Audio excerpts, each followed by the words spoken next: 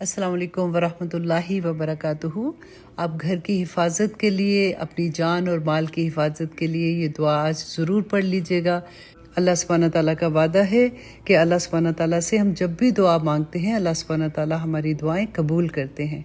حضرت طلق بن حبیب فرماتے ہیں کہ ایک شخص حضرت ابو درداء رضی اللہ عنہ کی خدمت میں حاضر ہوا اور کہنے لگا کہ اے ابو درداء، آپ کا مکان جل گیا ہے۔ حضرت ابو درداء رضی اللہ عنہ نے ارشاد فرمایا کہ میرا گھر نہیں جلا،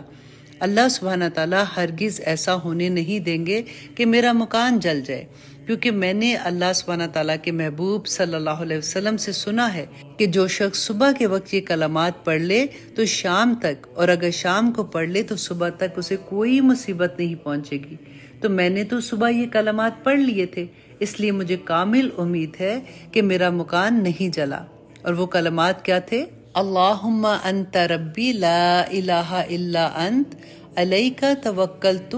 وانت رب العرش العظیم ما شاء اللہ کان وما لم یشاء لم یکن لا حول ولا قوة الا باللہ العلی العظیم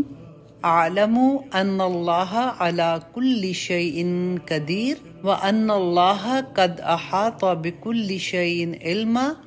اللہم انی اعوذ بک من شر نفسی ومن شر کل دابہ انت آخذ بناصیتها ان ربی علی صراط مستقیم ان ربی علی